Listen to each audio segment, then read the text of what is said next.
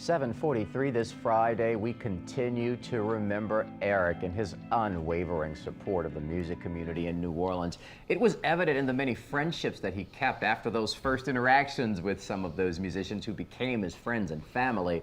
One of those, the Meter's Leo Nocentelli. Mr. Leo joins us now to share his memories of his friendship with Eric. Sir, it's an honor to have you here this morning. Oh, it's a pleasure for me to be here honoring my good friend, Eric. I'm glad I'm here. I'm glad you guys made me the offer to come here. And it's a friendship that stretches back how long?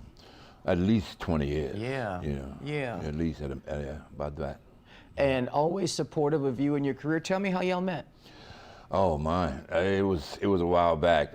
It was something I was trying to promote. And Eric has always been open-hearted with me coming up here, coming up to WWL and kind of promoting my record. And he gave me a shot to come on, and that's how I really first met him.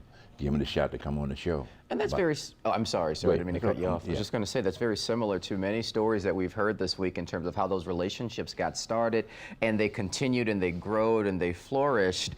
In fact, you had a special release coming out and Eric was going to be there for it, but it turns into one heck of a story. Please tell us. Unbelievable. I hope I have enough time to, but it was basically lost for over 50 years.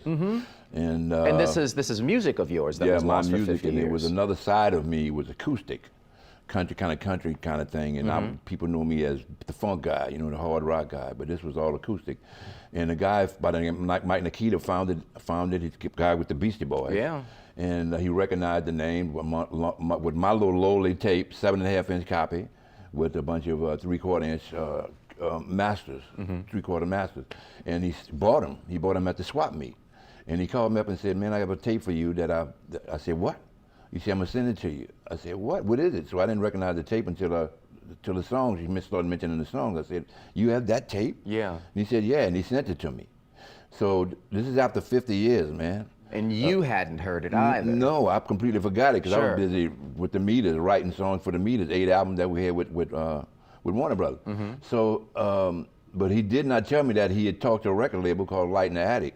They loved it. They called me up and made a deal with me and made a master deal with me. Gave me some money, and the record came out about 1.5 years ago, and they can't keep it in the stores. And people wanting to buy it. And you've got a special performance of that coming up. Eric was supposed to be present. Yeah, Eric was there. Yeah, Eric was supposed to be the host for this for me.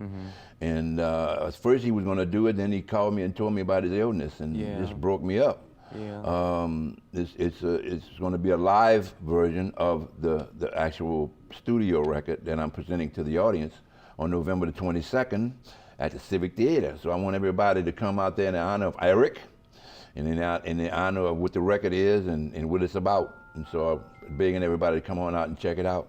All right, sir. We thank you so much for being here this morning, and hopefully folks will come out and see the show and continue that legacy that Eric leaves behind, but that, you know, you continue to keep on full display in such a, I still can't get over how remarkable of a story that is and that you continue to share it with us. Unbelievable, because it could have been anybody that defined it and they say, well, look, I don't even want, or nobody not even care about it. Right. And the flea market would have just put all this stuff in the storage somewhere and say, well, we can't sell it, and let's forget about it. Right, you know, but it had to be somebody somebody that's connected to me.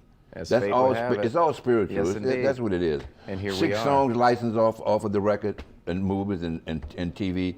I'm elated over the blessing that I have, man. So it's just amazing to me. Thank you, sir. Congratulations to you again.